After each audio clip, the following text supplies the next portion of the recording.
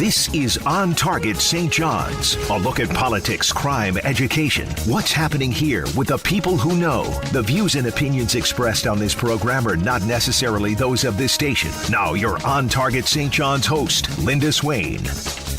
Good afternoon, everyone. I trust you're having a grand day this Valentine's Day. And it's not normally the kind of thing I focus a lot of time on.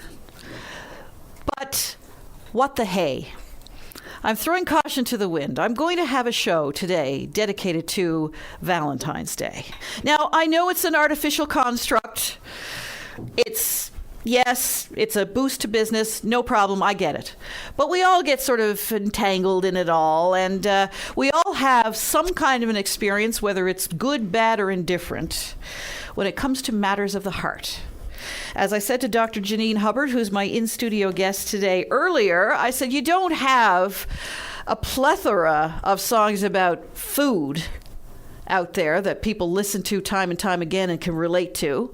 It's all about love, usually lost love, usually about the aggravation that love can cause, the entanglements. Or the joys of puppy love. Or the joys of puppy love. I mean, yes. We're pulling out our Donny Osmond here. The joys of puppy love. So I'll start with an easy question. What is love? Oh, sure. Yeah, let's start with the easy, not complicated question at all. There are as many definitions of love as there are songs about it, to go back to your earlier question. I think there's a couple things that we want to differentiate. We want to differentiate between love, which is part of human seeking connections with others, and sexual attraction and sexual relationships, because the two of them can, in an ideal world, be one and part of the same, but it's important to also make that distinction. So we have, like I say, our connections with others. Absolutely, I'm hoping that we all have people in our life that we love in a non-romantic, non-sexual way, who bring us fulfillment, bring us joy, help satisfy that need for interpersonal relations, for support, for caring. Let's not, forget our four-legged creatures who can also help elicit some of that bonding, some of that love, some of that caring, some of that need for touch and contact. Those are all really important. And then, yeah, absolutely, we have sexual attraction, sexual love, that end of things. And I should note that we don't normally do this, but we are opening the lines today because we want to hear from people. Tell us your story. Well, here's the thing, and I, kind of put this out to some of my friends as I was prepping for today. Most of us over the years, whether or not we're cynical about the day, whether or not we're, thinking, it's just a big commercial holiday, most of us have either wonderful romantic stories, whether they've happened to us or to somebody else, or complete colossal disasters where perhaps you had really good intentions and, I don't know, you were going to make this great big romantic dinner and a recipe that you'd never tried before and you managed to set the kitchen on fire. And quite frankly, those are usually the stories that stay with you for a long, long time. I would love to hear if there are callers out there who have memorable Valentine's Day experiences, good, bad, otherwise. Linda and I were chatting before the show here a little bit. I have a couple in my deep, dark history that I can certainly pull out that, again, bring me fondness now, maybe not so much at the time, but, it's just part of remembering life experiences. You were talking about those connections, and that's what it's essentially what it all becomes. And even in a long-term relationship, that's what it becomes. It becomes that deep connection, that partnership, that moving forward together kind of, rather than the romantic, oh my goodness gracious, I love it. That's when you're just flooded with, that's when you're flooded with all of the neurotransmitters and their hormones, and we can talk about those as well. That's what I was going to ask you about, because everybody, when they think of love, they think of that first flush, that first seeing someone across a crowded room, meeting getting eyes, butterflies, blah, blah, and blah, oh yeah, all that stuff, or seeing somebody in a classroom going back to high school, because a lot of it does solicit that, emerging sexuality that everybody goes through at some point. A lot of it goes back to that time, and so we're always looking for that for some reason. That first flush. And why is it that first loves are always so intense? Well, here's the thing. All of those chemicals, and like I say, we'll talk a little bit about those. All of those are our happy hormones. Those are the intense feelings that make you feel good. Listen, there's a reason that they elicit some of the same reactions as chocolate does. Believe it or not, you can get some of that same feeling. First of all, emotions in teenage years are generally more intense in all ways. And part of that is the influence of all the teenage hormones and the development and the first flush of all experiences. No question. But we also know it's a time where that testosterone and those estrogen levels, boy, are they on high alert. Ugh, and that's gross. That's what causes lust. Is end of the day, it's our estrogen, it's our testosterone. Some of it is in terms of the exploring. Who are we? What am I attracted to? How do I want to project myself? How do I think of myself as a sexual being? How do I think of myself as a romantic being? I mean, those are just some of those role explorations and development that happen in adolescence. And man, it's a complicated time. It's an exciting time. It's a messy time. Trying to figure it all out. Yeah, trying to figure it all out. It's bleh. I think back of it. Yuck. So glad I'm past all of that. It's bleh. I'm sorry. I'm not very romantic when I think of high school or teenage years because it's just so darn awkward. Well, all I will say is, and a little bit of a plug, if anybody has Netflix, I highly recommend watching Sex Education with Gillian Anderson. It's British, it's hysterical, and it takes you to teenage, adolescence, and sexual exploration like nothing I've seen in recent years. And I've heard a lot about it, actually. It's been highly recommended by some members of our newsroom as we speak. So I've often heard people say, the opposite of love is hate. But no, the opposite of love is actually indifference. Yep. It's complete non-feeling. Yeah, it's just apathy, indifference. No, because love is such an intense emotional experience. It goes along with anger. It goes along with hatred. It goes along with any of those very, very passion. Absolutely. Any of those intense emotional reactions. They can all, and that's one of the reasons why sometimes relationships are such a struggle, because there's often overlap and back and forth between all of those emotions. Well, and I guess that's why we tend to see sometimes things taken a little too far and people get lost in it. As you often hear the songs will say, it's that fine line right between love and insanity. So is there a fine line between love and hate or love and obsession? Well, again, for some people there can be, and sometimes, and it's such I'll be honest, it's a really complicated area, but for some people those feelings, again, all those hormones, all those neurotransmitters, it can become almost like an addiction. And in the same way that some people can happily manage, their alcohol or their substance use in small moderation and enjoy it and enjoy the experience, others, it always has to go to that nth degree. And that could be because of biological predisposition. That could be, for a lot of the relationship piece, it has to do with background and history and life experiences and modeling and what did you see in your own parents. A lot of complicated pieces go into what we look at in a relationship, how we view relationships, what values we put on relationships. It also strikes me that there's that element of suffering, if you know what I mean. There's love and longing, and I want to explore that a little bit more when we come back right after this. But in the meantime, our lines are open, 273-5211. Tell us your love story. Give us a call right after this. Now back to Linda Swain on Target St. John's on VOCM. And we're back. Dr. Janine Hubbard is my in-studio guest. She's a psychologist, of course, and for any of our listeners, you're familiar. You were on my inaugural show, so here we go. We're talking love, lost love, sick of love, romantic love. Platonic love, friendships, and familial connections, and those kinds of things. But love in the world of music, I always go back to music. Love and longing always seem to go together. And there is something bittersweet about unrequited love. I think a lot of us have something in our past. I think everybody has that what if, that if only, that, and again, I'll be honest, listen, that's the thing of romance novels, right? Isn't that the plot of every single Hallmark Channel movie? Is that the one who got away in high school, you suddenly come back to your small town and you're reunited with them? That's a romantic notion, no doubt, that people hang on to.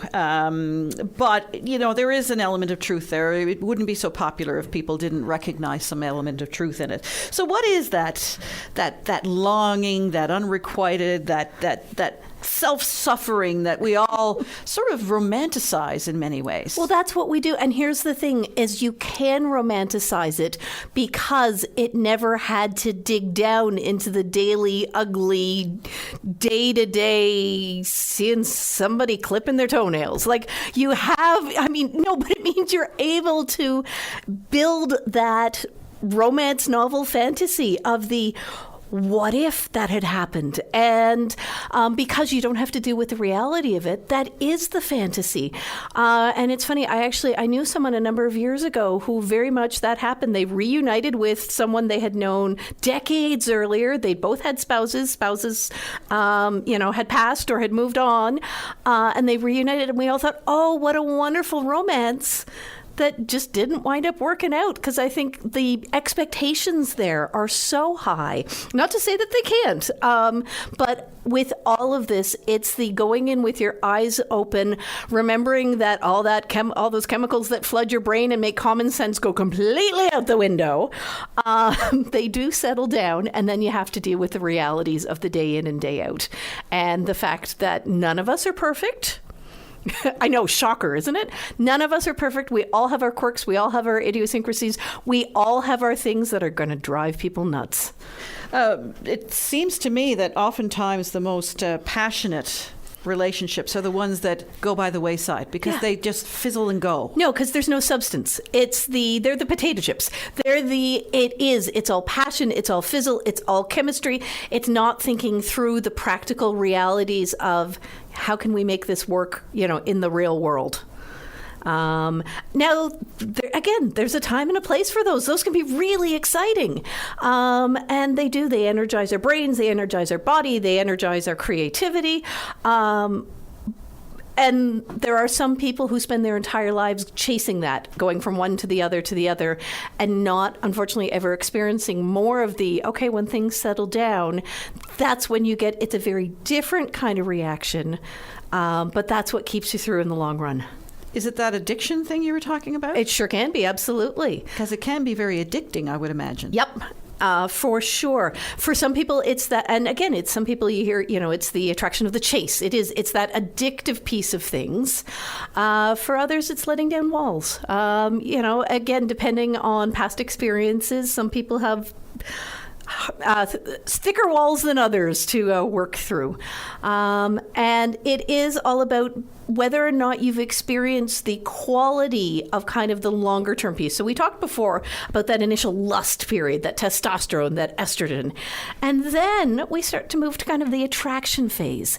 And that's often, you kind of see 3 to 6 months where every time you see the person, you're having, again, all the happy hormones. This is the dopamine. This is the norepinephrine. This is the serotonin. These are the things we give you to counteract depression. And we wonder why people enjoy this. It's because it does. It makes you feel good. It makes you crave wanting to be with the person because every time you see them or you're with them, you have this surge in all of these neurotransmitters that they do. You feel great. The problem is that's not sustainable long term. And then what you move into is the attachment stage. And that's where we get a whole different hormone, which is also a really fun one. But that's where your oxytocin kicks in. And that's more the grounded, stable. It's not that whoosh, but it's more of kind of a steady level of happiness and contentment. And some people are always searching at the whoosh. It's very interesting because as you're talking and a lot of us have experienced lost love. Right. And you go into a little bit of a funk, you go and get the ice cream or whatever, or, sometimes it'll last an afternoon, sometimes it'll last a week, sometimes it'll last 6-7 months, a year. And there's a reason it can cause depression in people because, again, that relationship, that contact, that support, all of the things that go into a relationship are creating ongoing neurotransmitter hormone levels in you. And when that disappears, you're not only mourning the loss of just changes in your daily routine, could be changes in finances, could be changes in a lot of things. You're not getting that regular hit. And that's going to feel awful. So it's like coming off a drug. It is, absolutely. It is drug withdrawal. There's no question. That's fascinating because it is something that most people experience at some point in their life, unless they're incredibly lucky. It's never really discussed in those kinds of ways. It's like No, and what's interesting, and we were chatting a little bit before the show, is we as a society kind of recognize and try to support loss of romantic love. Girlfriends rally around, you've suddenly broken up, or sorry, I don't mean to stereotype and generalize, but there'll be a few of those come out today. But we rally around people that we know are just out of a relationship. We invite them out to activities. We do, we make sure that they're feeling good about themselves. Nobody teaches us how to break up with our platonic friends. And sometimes the loss of that relationship can be as powerful. If that's been your emotional support, if that's been your go-to for activities, if that's been your, person that you call when you're having a rough day, we don't, as a society, we really don't kind of address how to deal with that kind of loss. And it can be every bit as painful as a romantic loss. That's interesting because one of the things that sticks out in my mind from high school days is I had a best friend. Yep. We hung around. We did absolutely everything together. And then all of a sudden, and to this day, I cannot explain to you what happened, but all of a sudden we were no longer friends. We shared a locker, the whole 9 yards. She moved out of the locker. She went on her own way. We haven't spoken since. We haven't seen each other since. And for some reason, that bitter pill sticks out in my mind more than any lost love, because it was like, what happened? Yep. What happened? We did everything together, you and I. We were the best of friends. I had your back, you had mine, and now you're gone. So that's a very interesting point, because it's something that every now and again it triggers off this little, even now, I mean, we were 13 years old at the time. But you didn't get to have the breakup fight or the breakup resolution or, that. Like, what happened? What's up, Karen? What happened? And again, what actually happens far more often is just it fades, it drifts, people move in different directions. Now, there are some of those friendships that you can rekindle like that, whether it's 6 months or 6 years later, but sometimes it's just, it drifts and you're kind of left with the, hey, what happened? Dr. Janine Hubbard is my in-studio guest this afternoon. She's a psychologist, of course, and we're talking about, on this Valentine's Day, love and those types of associated things. In high school, it's fraught with all of that, pursuing people and noticing people and all that, and right through your early 20s, and dating and bars and all that stuff, and into your 30s perhaps even. But is it harder to find love when you get older? It's, again, really complicated question, and it depends on the individual. For some people, they are in a very different position because they've really come to terms with, who am I? What are my values? They've had some relationships. They've gone through the experience and they figured out what is important to me in a relationship and what isn't. And quite frankly, that looks very different at 35 than it did at 18. Our values change over time. Sometimes the quantity of available partners shifts very dramatically, so that, yes, in your teens and your 20s, everybody's out kind of exploring and looking for love. And you often see a time period in kind of, 20s, 30s, 40s where people have kind of settled down. But then we've also seen a lot of sort of 40s, 50s, 60s where you have people who are post-divorce, who are widowed and widowers, who have, been through a relationship or perhaps a couple of longer-term relationships, but again are kind of newly out on the market or are looking to explore new things. And they're in a very different position. And that leads to the whole online dating thing, and we'll talk about that just after this.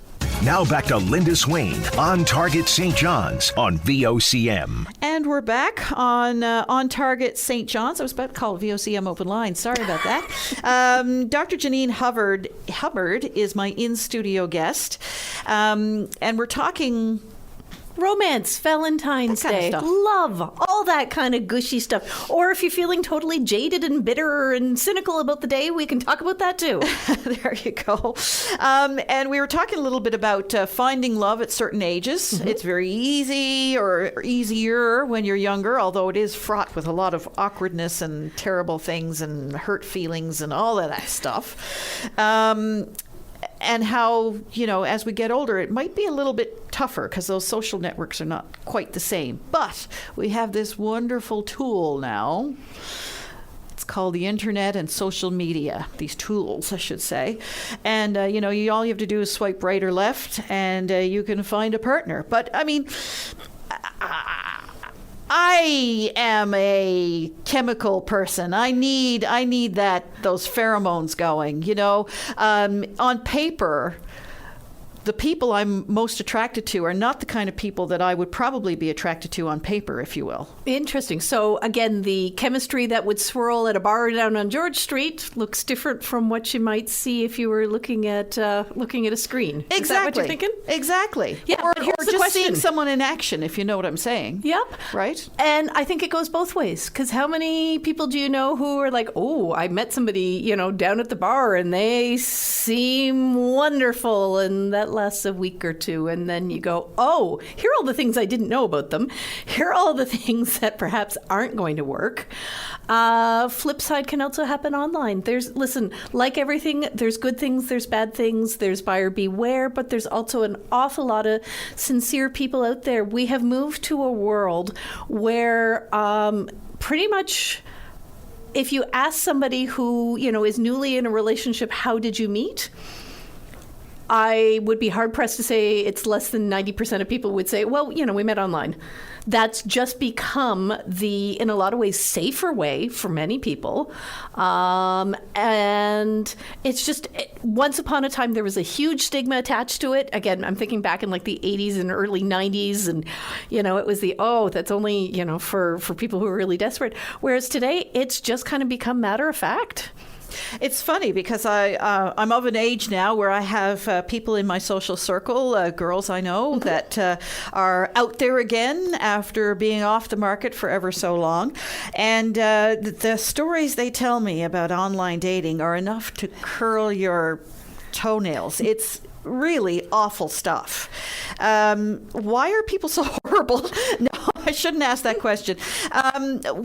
What is it about that online dating and that anonymity, initially that makes people weird? Well, and like I say, there is definitely some buyer beware. There are some lovely, sincere people out there that might not be the right fit for you, but they are genuine. And then there are, like any place, people who are using it to, meet their needs, means to an end. That's the phrase I'm looking for. Yeah. And some people are just very open and upfront about that. And if that's what they're looking for and that's what you're looking for, go for it. Yeah. And then there are others who, genuinely are trying to seek out and look for somebody who's genuine and sincere. And, it may take some practice to kind of weed through things. So you may go for a lot of cups of coffee and tea, but, we are a small town, we are a small province, so that is one of the advantages, is you can pretty quickly, if you're thinking somebody sounds kind of interesting, it doesn't take very long to do some seeking out, and you'll find somebody who knows their brother or their mother or their aunt or their uncle or went to high school with them. So we have a little bit of an extra security layer that doesn't exist a lot of other places. And that's true, too, because that's what I've often heard parroted back to me by some of my friends saying, well, I made a phone call and I found out that, he's like this. So, yeah. But does it artificially create connections a little sooner than they normally would be? It possibly can. Again, it depends on who's involved, and can you feel a false sense of intimacy just in terms of there are some people who feel that they can say things in a text or an email that they might not say in person, good, bad, romantic, or inappropriate. You're going to get the whole range of that. So for some people, especially people who might be a little shyer to kind of, they're not going to go up to somebody at a bar or a restaurant and go, hi. They're able to initiate and start that conversation and realize, hey, you know what? We have a few things in common. We both seem to like this type of movie. Why don't we go and check out one of those movies? It's funny, if you go through the checklist of commonality, yes. If you went down through the checklist between myself and my husband, there would be nothing there. Nothing there. We're polar opposites, but it works. Somehow it works. And you guys have also grown and developed together. Because remember before I was saying those relationships that you have when you're younger, the description was, you're not done baking yet. You're still growing and developing and shaping into who you are as a human being. And in some cases, you shape together and complement each other. And in some cases, like, whoa, okay, no, the person that I was at 18 and was really compatible with you at 18 is not the same level of compatibility at 30.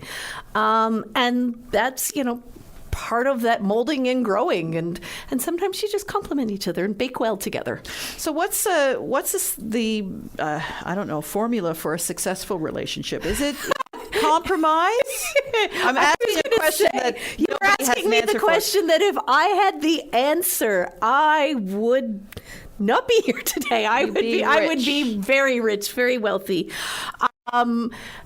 I think in essence, it's being realistic at a certain point. Listen, enjoy the romance, enjoy the love. There's a wonderful video on YouTube called The Price of Admission. And it talks about we're initially very attracted to all this surface stuff.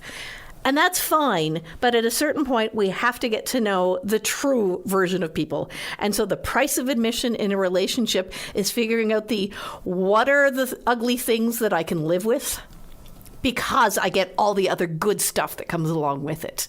That's the price of admission. Highly recommend. I posted it on the APNL social media last week as part of our Psychology Month activities, and it's a great 5-minute video. Communication? Absolutely. And it isn't all about you. Right? No. That's what it comes down to. Yeah. Communication, shared values, shared priorities, taking time out. We get caught up at different stages in the relationship with, again, you add kids into the equation, and you add work into the equation, and you add ailing parents into the equation. Like, there are so many things that shift and test relationships over time, and it's how do you work through them? Never go to bed angry? It's a great idea in theory. Yeah. Well, and you often hear, you do. We do this every year. We go around to the seniors' homes. Yes. We ask the seniors, what's the solution to a long-term relationship? And they always say, never go to bed angry. But there must be some collective wisdom in that. Well, it's the not letting things fester. It's the trying to work it out. I use the caveat because there are some toxic relationships where trying to engage and trigger when people are upset and angry could lead to quite disastrous consequences. That's why I kind of had my little hesitation there. For the little stuff, get it sorted out. And there's he's just not that into you. Mm-hmm. That was a big thing a few years ago because some people really seem to think, I'll change him or her, or I'll change myself to be who they want me to be. This work. I'm going to stick this square peg in this round hole and really work hard to make this. But it shouldn't be that much work. No, that's not to say that we shouldn't all make compromises and we shouldn't all be mindful of the impact of our behaviors on others. And if it's been pointed out to us that, we have a little quirk or a little habit that drives the other one crazy, trying to make an effort, whether it's putting the toilet seat up or down, or whether it's how you hang your towels or whatever it might be. Those are the little things that, absolutely. But changing who you are fundamentally as a person, No, that's a big red flag. And if you're continuously the one reaching out and nobody's responding, and those, It's reciprocal. take the hint and move on. Yeah, absolutely. It should be reciprocal. Don't do it to yourself. Should be mutually. Now, the other thing, though, to remember. I should have a show just about Linda's advice to the lovelorn. I like it.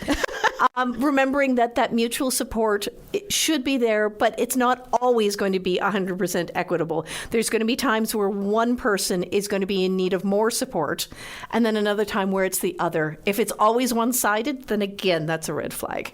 It's a partnership. Absolutely. A relationship should be a partnership. Yep. I had another question, and you know what? My phone is going mad here. It's not because people are, but friends of mine are sharing thoughts that I can't share with you or the audience, but are, yes. Responding. Well, and this is why it is such an interesting topic. And again, why we can start to feel cynical. And that's why, for me personally, it's one of the reasons why I embrace the spirit of Valentine's Day.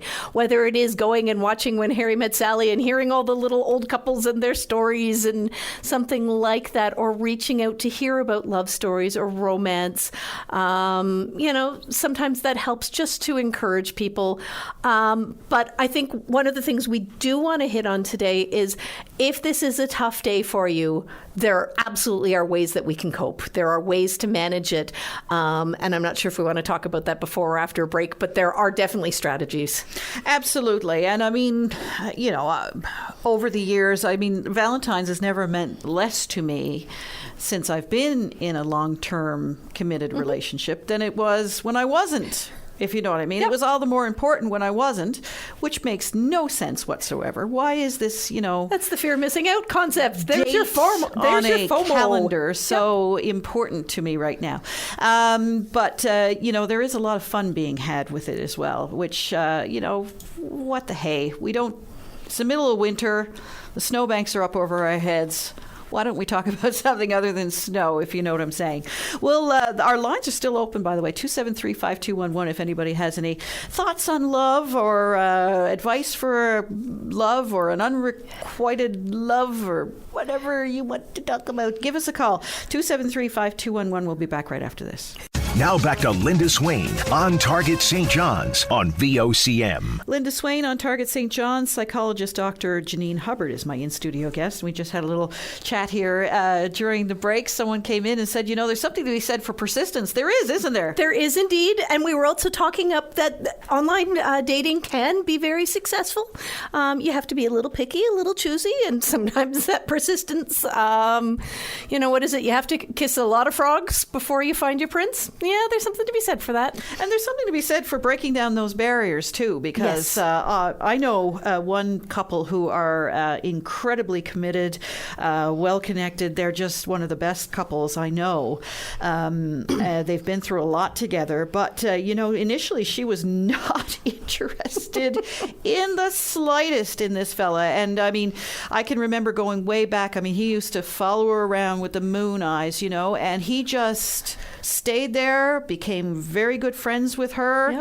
Yep. She grew to rely on him in a lot of ways when, the other loves of her life were, causing mayhem, and eventually she just turned around, and the thing that she was looking for was right in front of her. See? And ever since, it's it's beautiful. Actually, you have just described When Harry Met Sally. There's a reason it's one of the all-time favorite romantic movies. That is, again, one of the fantasies. Is that that one person's just always been there. If you kind of turn around and look. And the basis of real love, is it friendship? Absolutely. You've got. Again, don't get me wrong, there's lust, there's physical relationships, there's a time and a place for those. But end of the day, you need to have something in common. You need to be friends. You need to be able to have those conversations. You need to be able to go and do things together. And you also just need to be together, not doing anything or doing your separate things, but still feeling that connection. You got to like each other. Yeah, well, most days. And be okay when you don't like them. Yes. Exactly. Know that the underlying love is there, even if today I don't like you very much. Even though today, if you cross my path, you're going to get it.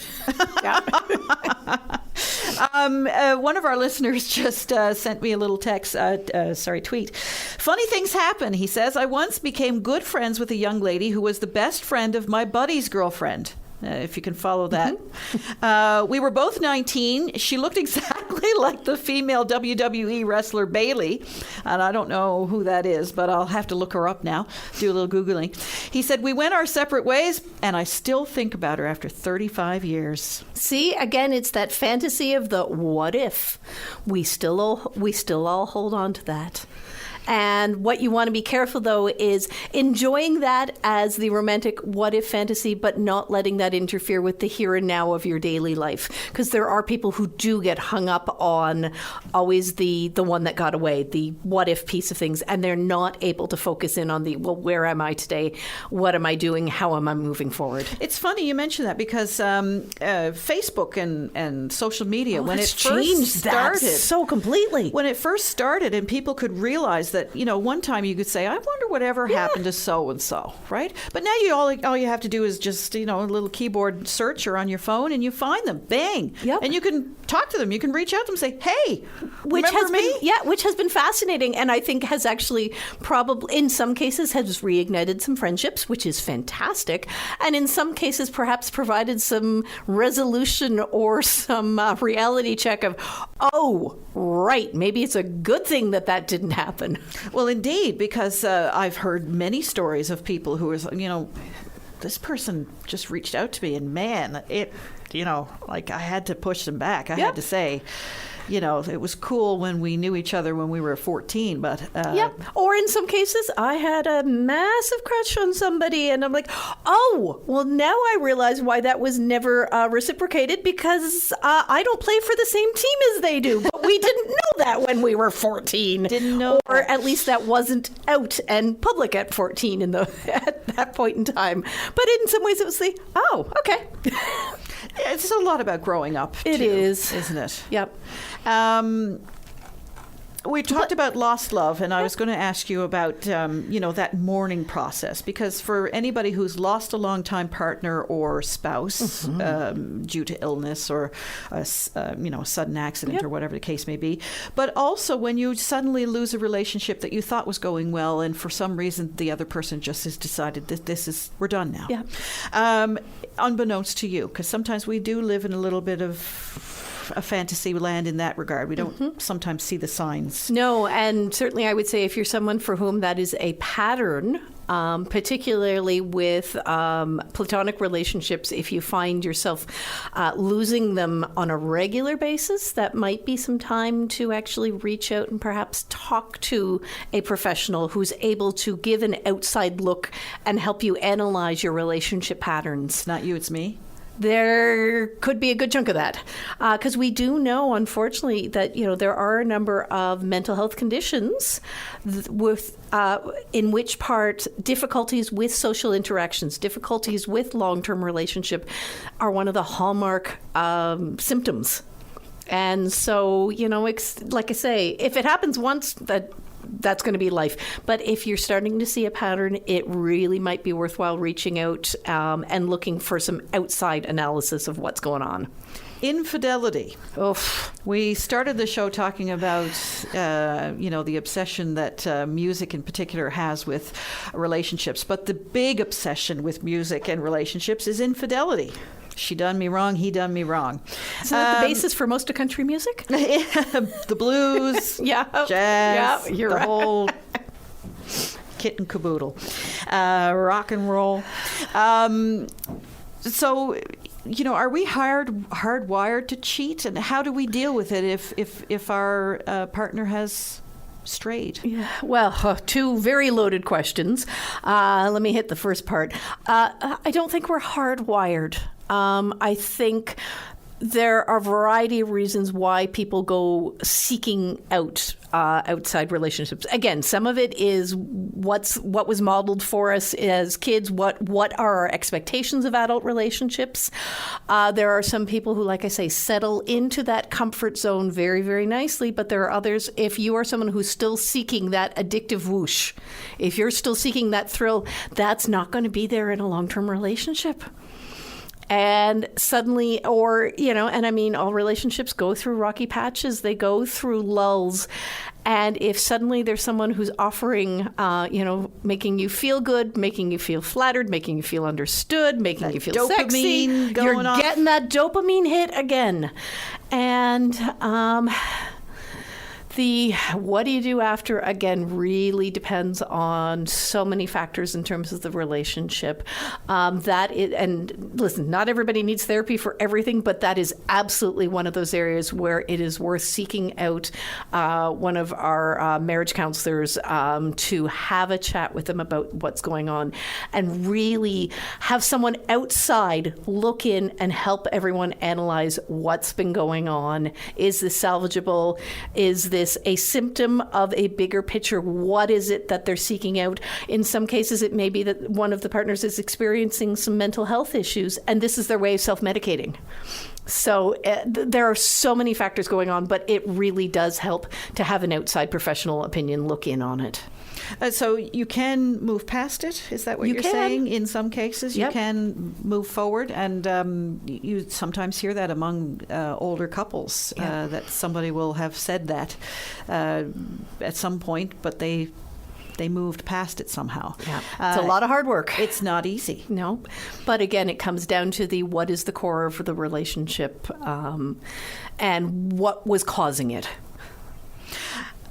Wow, that's kind of dark, man. I know. Let's get happier here. We've got a few minutes left. And again, we want to embrace the joy of the day. We want to get mushy and romantic and have a tiny bit of fun. Absolutely. And everybody has a bit of a fun story. I mean, this is a day when we exchange...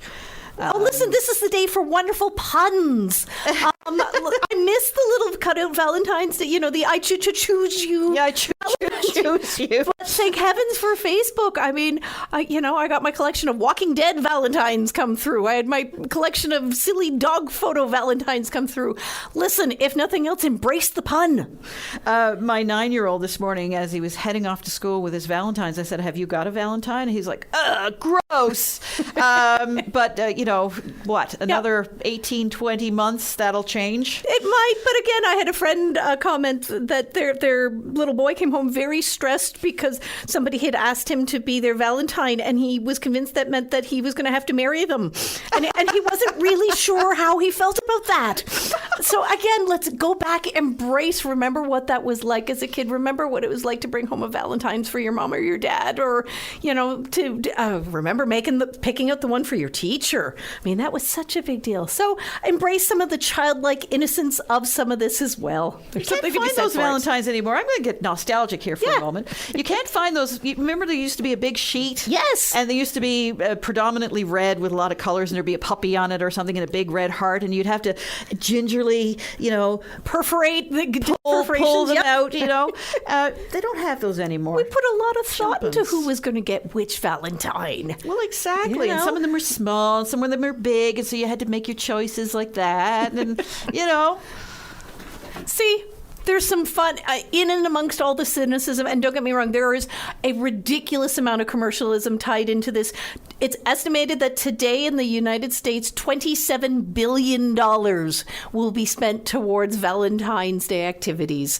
My other favorite stat was 26% of people surveyed said that they were going to buy a Valentine's Day treat for their pet. That equates to $1.7 billion being spent today in the U.S.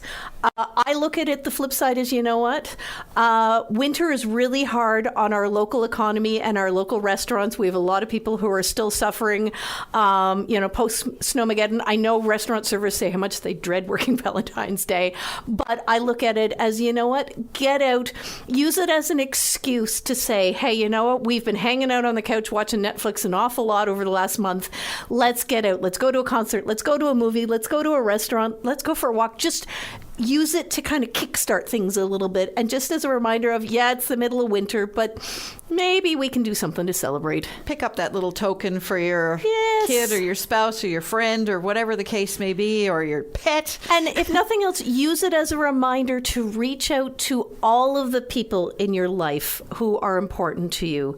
We don't get reminded nearly often enough how important we are to friends, loved ones. Yes, you might talk about it with a romantic partner, but there are an awful lot of people in your life that it's really nice to, even if this is the day to kickstart, whether it's just to reach out to somebody you haven't talked to in a little while and go, you know what, I was reminded how much I value our friendship and how much you mean to me, and embrace love in all of its forms. Dr. Janine Hubbard, I appreciate you. Happy Valentine's Day. Happy Valentine's Day, Linda.